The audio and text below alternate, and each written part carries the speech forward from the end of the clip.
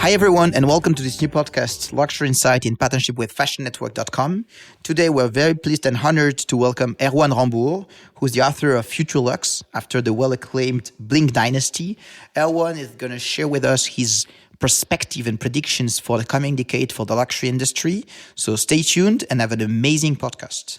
Good day, everyone. For our latest podcast, we have a genuine expert in luxury called, his name is Erwan Rambourg. Good morning. Good morning. Or good afternoon, rather. Thanks for having me. I'd like to introduce Erwan. He is the author of several noted books on luxury, most recently Future Luxe, and before that, The Bling Dynasty, Why the Reign of Chinese Shoppers is Only Just Begun.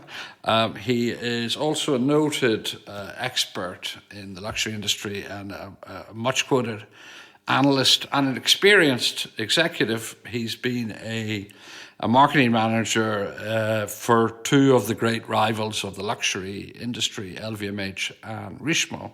Erwan is French but speaks better English than my lamentable French, and so we're going to have today's discussion in English. Our focus is always about change and what's going to happen next. But I'd like to begin a bit with because we have a lot of young listeners, your personal career path. Mm-hmm. How did you get to become an expert, and how did that begin?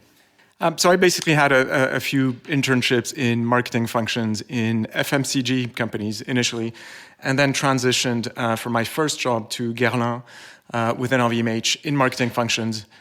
Moved on from Guerlain to Parfum Christian Dior, still within the LVMH group, and then shifted away from LVMH into Richemont, into Cartier to continue my marketing career. And then a bit randomly met an acquaintance who became a friend, who became a colleague, who called me up one day and said, listen, would you like to become an analyst on luxury and sporting goods and spirits and other, consumer subsectors? And I said, not really. I don't have any financial background. I'm not sure what this is about. But I'm polite, so I went to have lunch with him. And I realized that it was a way to remain connected to the industry that I love, but with a completely different focus. It wasn't operational. It was more helicopter view, looking at business development, M&A strategy. And I've been doing that ever since for the past 15 years. Started in Paris, moved to London, moved to Hong Kong, and now based in New York. One of your key arguments is that the future of the luxury industry will be defined by China. You've come out of your experience of working in Hong Kong. How do you see that huge influence of this increasingly important market influencing luxury and fashion creatively and commercially? Yeah, so I think there's a need for speed. Because essentially the luxury sector remains essentially driven by recruitment. And it's basically linked to human nature. You want to buy luxury when you're young because you have something to prove. You want to be part of the club. It's all about, social integration, hoping that by wearing this or that brand, you'll be recognized, you might be offered a promotion, et cetera, et cetera. So I think the fact that the luxury industry is essentially driven by Chinese clienteles that are very young, mostly female, mostly young, mostly first-time purchasers, and mostly, looking at different, you have social selling, you have live streaming. This has been a phenomenal wake-up call initially for many of the brands in the sector. And obviously, counterintuitively, the COVID crisis has been another wake-up call to tell brands, complacency is finished. This is a very competitive sector. You need to get your act together. You can't postpone decisions about CRM, about the environment, about some of the tough questions where you thought, we have time for this. I have other fish to fry. This is the time for a reset. So for me, you have to learn how to be quick. You have to learn how to be nimble.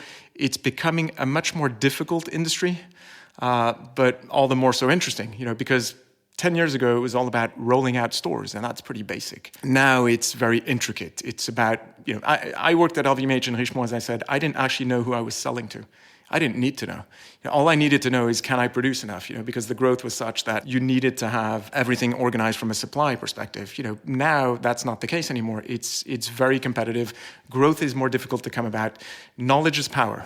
You need to know who you're selling to in a pretty intimate manner. In the West, we talk a lot about Generation X, Y, millennials. I've heard many people talk about the most important consumer market in the world is Chinese millennials. How do Chinese millennials differ than the Western millennials? We talk a lot about the Western millennials wanting things to be honest, sincere, ecologically correct, recycling, inclusive in terms of race, color, sexuality. How do they differ, or is it the same in China? I think it'll come eventually. I think there's less of a focus on those values simply because of the reality that in China you're looking at first-time purchasers. You're not looking at repeat purchasers. So when a lot of luxury managers tell me, listen, I don't know why we should care about the environment because Chinese consumers don't ask me. Well, there's a reason they don't ask you, because they're buying for the first time. If you're in the market of my first branded handbag, your first question is not about traceability, transparency. It's more about, which is the best brand for me to be part of the club? But give it some time. I don't think there's a fundamental difference that can be explained by nationality. I think there's a difference that's explained by the maturity of the market and the reality that if you look at the luxury sector today, probably more than half of sales are to first-time purchasers globally. So imagine what that number can be in China.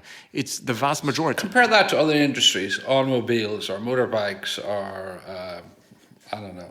So I would compare it to what I know, which is more, let's say sporting goods or spirits or cosmetics. If you're Nike, if you're Luxurynsight, likelihood is you are selling to people who know you already. I'll take the Luxurynsight example. They have a shea butter hand cream, retails for $23. Likelihood is if you discover the product once, you'll come back to it several times. If you are selling at Cartier, Hermès, Chanel, whoever, likelihood is you're selling to people who are buying your product for the first time. So this has a lot of implications in terms of the role of online versus brick and mortar. It has a lot of implication in terms of storytelling. It's difficult to imagine that luxury can learn a lot from Amazon. They can learn a lot from cosmetics. They can learn a lot from spirits, from sporting goods, etc. in terms of values, in terms of processes. But there are elements that are linked to the price point and the reality of first-time purchases being dominant that are specific to luxury. I've attended, my job is to go to fashion shows a lot. I go to 400 or 500 a year. And in the big cities, Paris will always remain the number one, but Milan, New York were very important. But I've also gone to the seasons in Beijing, Moscow, Sao Paulo, Rio. And it always struck me that even though there are great ideas and you see talented young designers, that no real global brands have emerged so far, nor indeed is there any really major star designer. Why do you think that is, and what might change that? I like your enumeration of cities, makes me want to travel again. I would say essentially because first-time purchasers, again, mostly Chinese, don't think of themselves, don't measure themselves, don't benchmark themselves relative to other Chinese consumers. If I'm an aspiring Chinese consumer entering the world of luxury, my proxy is the New Yorker, the Parisian, the Milanese lady, the Tokyoite. I am not Chinese, I am cosmopolitan. And so as such, my reference point will be Rolex in watches, Cartier, Tiffany in jewelry, Vuitton, Hermès, Prada, Gucci, Chanel in handbags. That's what enables me to fit in. So that's one part of the explanation, I guess.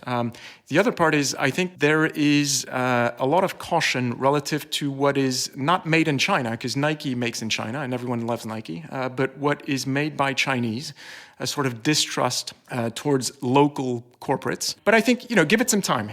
The younger generation, by default, everyone's staying at home right now. So, domestic tourism is booming. The younger generation in China is getting to know how rich 5,000 years of history can be. Eventually, when the world reopens, they might go to the National Museum in Taipei and learn even more about Chinese culture. And they will look more inward eventually. But, it's not going to happen overnight.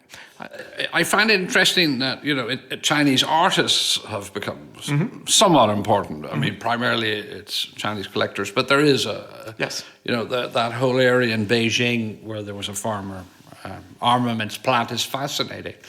But even though China has become this gigantic part, which is kind of the factory of the world, it's not just in fashion. In other industries, we don't see the emergence much of Chinese. Even in flat screen TVs, or or electronics, or maybe iPhones is the exception.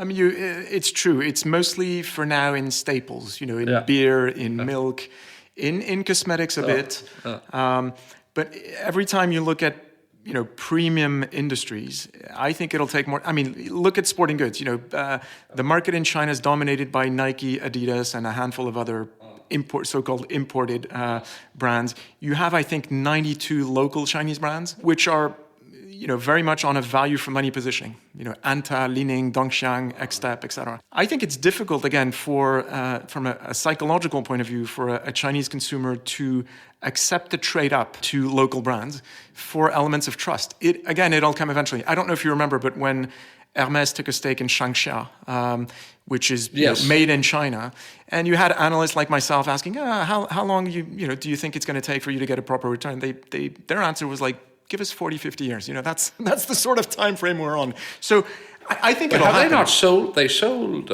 So they got diluted because the Agnelli family, John Alcan, invested. Hermès still has a stake, but not the one. Only recently. Yeah. Very recently, which indicates possibly it wasn't such.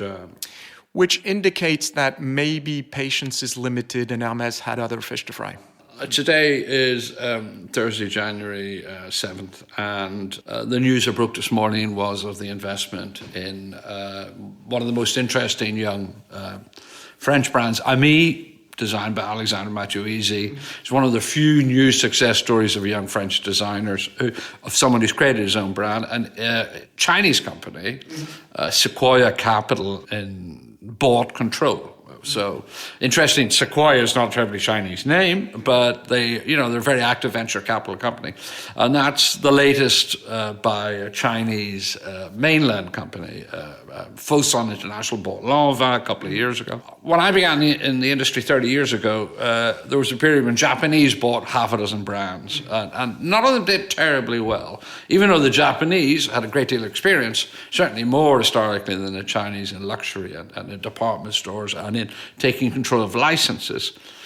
How do you see, do you expect this to be part of a wave of Chinese investment, and how do you see that rolling out? I think if you look at the success of the luxury sector over the past decades, if you look at the track record, it's not surprising that many people want to have some skin in the game. So yes, I do expect Chinese money to be more active. I do expect private equity to step up. In the private equity world today, you have a lot of cash and very few areas to allocate that cash. And so I think multiples will go up because you don't have that many, brands around. There's been a lot of consolidation in the space. I mean, today is also the day when LVMH is announcing management change at Tiffany and integrating that brand. I think you have very few independents that are worth looking at, and everyone will look at them. So, I don't think there's a specific Chinese angle here. I think it's just, I want to be part of this. I want to be involved because I know it's a good business to be in. To have a percentage of your portfolio in luxury. Yes. I mean, whether you're a pure player like LVMH or whether you are, like we mentioned, John Elkann, and you're part of the Agnelli family and you're known for Ferrari and other automobile brands, and you want diversification, or you want an in. You want to develop a veneer and understanding, and you've seen that it's been very successful over the different decades, and so you're thinking maybe I should learn about this. Luxury has had a remarkable run for about 20, 30 years now. Mm-hmm. Not only in France, but many international brands, certainly in Italy and to a lesser extent maybe in London and Milan, and London and New York. And outperforming other sectors, with the possible exception of high tech. It's been the biggest boom industry. Do you expect that to continue? And if so, why? Yeah, absolutely. And that's actually the gist of the book, is basically looking at the next decade of growth post-COVID. Now, post-COVID, if you're based in Asia, you probably understand what I mean. If you're based like we are today in Paris, or like I am in New York, talking about post-COVID is a bit awkward. still. But what I would say is I see phenomenal growth ahead. I see a lot of recruitment still ahead. I mean, if you look at China, most brands have a target market in terms of the number of theoretical consumers they can address that will likely double over the next 4 years. So you mentioned my first book was called The Bling Dynasty. I wrote that 6 years ago, and the case was to say growth with Chinese consumers is just in its infancy. 6 years later, we're still at that point. We're still almost purely about recruitment, and again a phenomenal appetite, a phenomenal hunger. I think one of the counterintuitive realities is 3-4 years ago, people asked, the young generation will have no interest in luxury. The exact opposite happened. It's the selfie generation. They're obsessed by their image. They're spending, 10 hours a day on devices, projecting their positioning, and the brands they wear are supposed to tell everyone what they're about. And that's where the role of Facebook, and more importantly, probably Instagram, has been paramount, sure. TikTok and all the other ecosystems you can think of that are more Chinese specific. I mean, I think image is key. What's happened, under COVID conditions is you've had a sort of tendency of buy less, buy better. Yeah. So again, counterintuitive, but the bigger brands are the ones having the better growth right now, because you want the reference, you want the leader. You're not going to buy a second-tier brand that no one's heard about because you won't get the return on your investment. You'll be wasting your money. That's a bit shocking. You worked for a company, Richemont, which made a major statement in December when it teamed up with Kering and Alibaba and Farfetched in a rather unique configuration of investment and linkage. What message? A lot of people took different messages out of that. The consolidation of the industry, the recognition of the success of Farfetch, the importance of technology, the China. What were the three lessons you took from that kind of historic kind of moment? 3, that's tough. One could be consolidation. You've seen consolidation in brick and mortar wholesale. A lot of people disappearing. What's happening in multi-brand online sales is that you have many actors that have been drawn by growth, but most of them are loss-making. And I think there will be consolidation ahead. So that's one lesson. The other lesson for me is that, again, talking about wanting to have skin in the game. I mean, Richemont brought over Yux Net-a-Porter. Not sure that's been the most phenomenal success that maybe they had in mind a few years ago. And they're probably realizing that if they team up with Farfetch and within the Baba ecosystem, maybe they'll get a lot more volumes, maybe they'll get a lot more data, maybe they can serve their brands better and lift what they have for now. The third lesson I would say is you don't have to be involved in everything. LVMH has a very different approach to multi-brand online retail.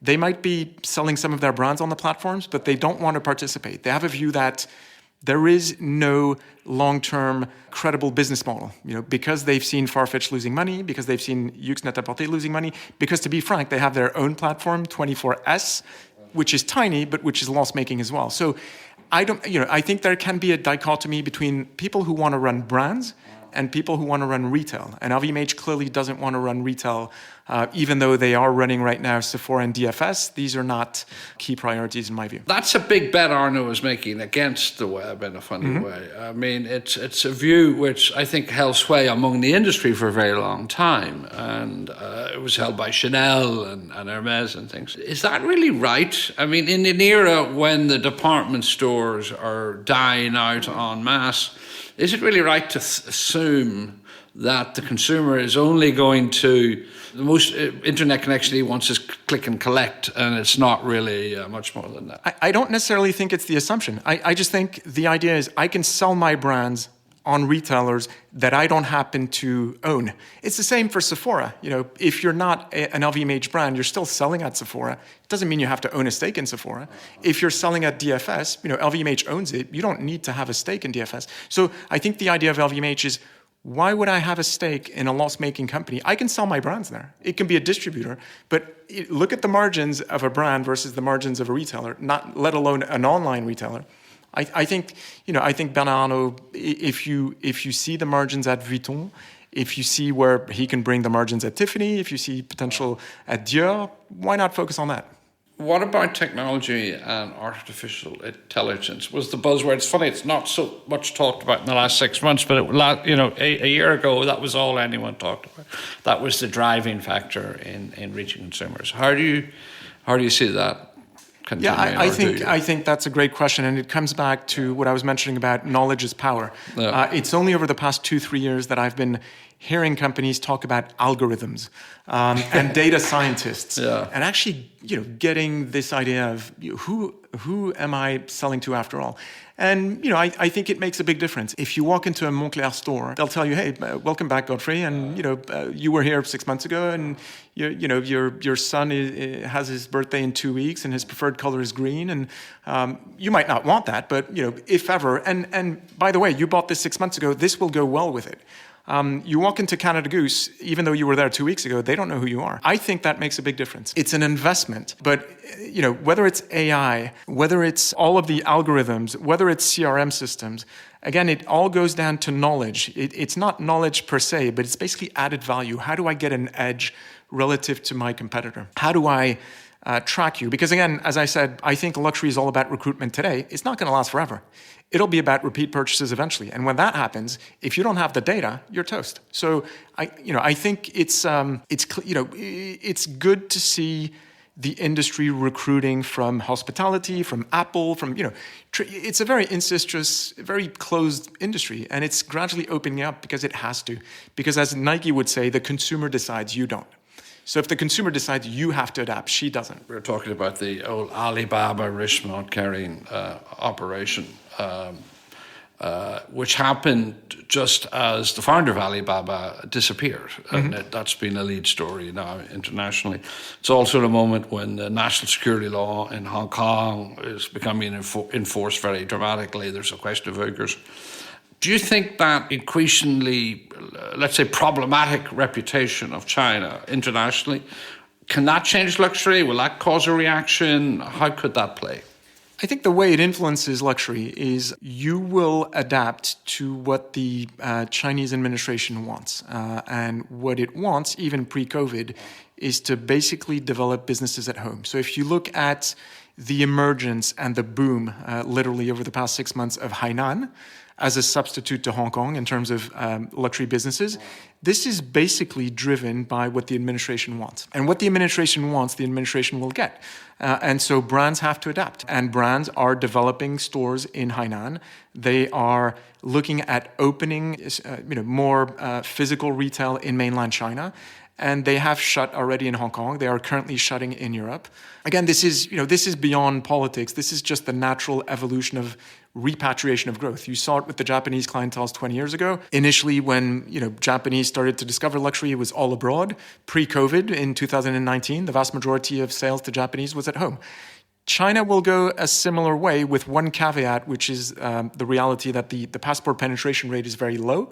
So when the world reopens, yes, Chinese will start to discover the world again. But I'm convinced that the bulk of spending over the next 5 years from Chinese will be at home. So the biggest influence for me, if you're a luxury manager, is where do I want to put my investments? And likelihood is, even pre-COVID, that you had to think about my next store in mainland China and where do I need to cut, whether it's Hong Kong, whether it's continental Europe or other places. That's probably the biggest influence, I would say. Do you think that could destroy Hong Kong's historic role as the kind of financial center, the stock market of Asia? So I don't have a view on macro elements from that point of view, but I would say that Hong Kong 10 years ago was the mecca of luxury, and I think the reality is mainland Chinese have so many other options. And again, this is pre-demonstrations, this is pre-COVID, this is pre-everything. I think Hong Kong, for having lived there, has struggled to diversify its pitch. The pitch is we're the best shopping mall on the planet, and it still is to a certain extent.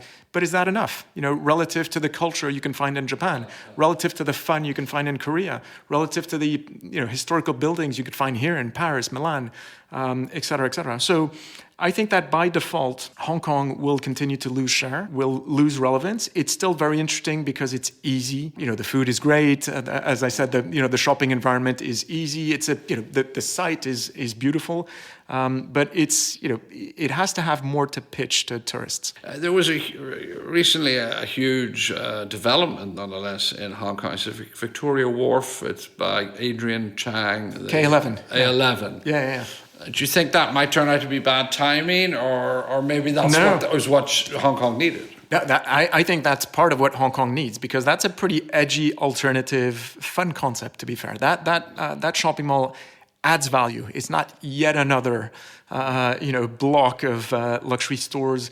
You have different types of adjacencies. The flow is really interesting. You have stuff you can't find elsewhere. There is still some innovation to happen, no doubt.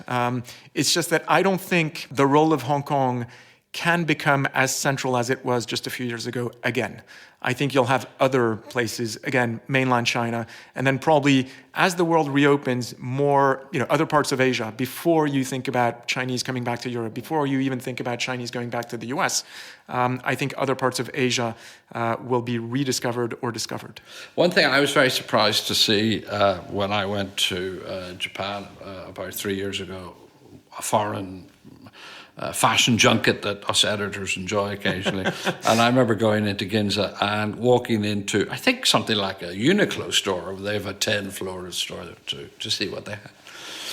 And half the shoppers were Chinese, which completely surprised me. That is Ginza, yes. Yeah. That is, you might know the logo of Shiseido, which is Shiseido Ginza Tokyo.